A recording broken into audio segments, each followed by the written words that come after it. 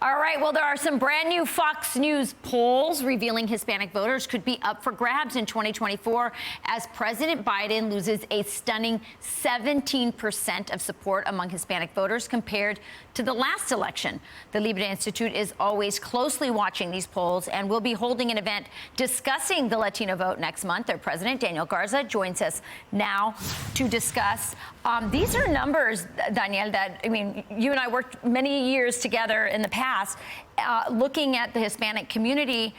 These are numbers that GOP has never seen before in terms of support from Hispanics. What is it? Is it the economy? Is it something else? Very much so. It has to do with the economy. A lot of us, who make a living of tracking the trends and sentiments of the Latino community are not surprised by this. Look, when we elect you to high office, we expect you to govern well, right? And the problem with Bidenomics, by the way, the economic system that launched 1,000 price hikes, is that it picks winners and losers, right? You're a winner if you're with the unions, if you're in the green energy space, if you're a college graduate with debt, or, of course, if you're politically connected to the Biden family.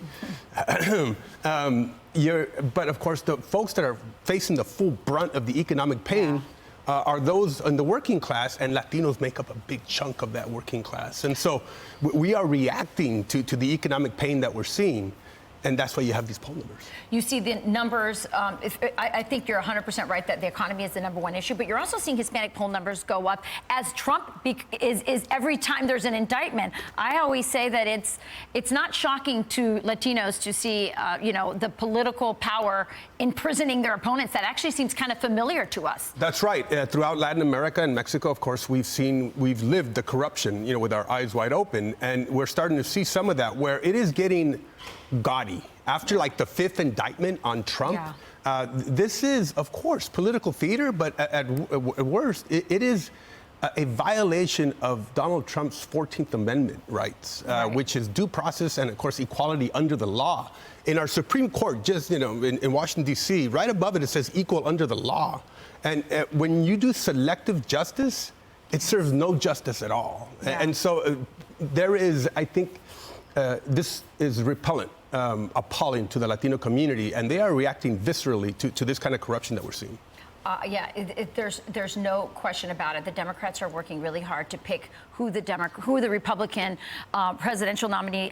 Before we move on to the next topic, you have Nicolas Maduro, the dictator in Venezuela. His most formidable opponent was a young, charismatic mayor, Leopoldo Lopez, the mayor of Caracas. He was also imprisoned, eventually put under house arrest, and had to escape the country. Latinos know what he was in prison for was inciting a violent political protest. So these are things that really put red flags up for Hispanics. I think the Democrats are playing a dangerous game here. Let's move now to the Smithsonian Latino Museum. So there's been a lot of controversy. Why don't you break down a little bit of that? Well, look, the funding was passed because of center-right Republican senators who were persuaded by a lot of conservative Latinos that, no, we've talked to Latinos on the other side and the other folks that they're going to operate in good faith to make sure that we have a Latino museum that is going to be representative of us all, honor our diversity, make us all visible. So they passed it, right? But they didn't pass, where they were going to locate the museum and additional funding. So when it came time to that, what the Latino conservatives saw was that, wait, they're not upholding it's turned into a woke museum. A woke cathedral is basically what it's turning into. And the precursor to that was the Molina exhibit that, of course, chose us all as victims. Look, this is not representation. It's misrepresentation. And a lot of Latinos are upset and they want to pull funding. Yeah. I have to agree with that. And by the way, the board for the Latino Museum looks like a celebrity list going to the Oscars. Eva Longoria, Sofia Vergara. It's not even. They have Henry Munoz, the director of DNC financing, as chairman. Highly political. Lord. Very partisan. Yes. Daniel Garza, always great talking to you. We have to have you back, and we want to look forward to some of those poll numbers coming out in September as well. I look forward to it.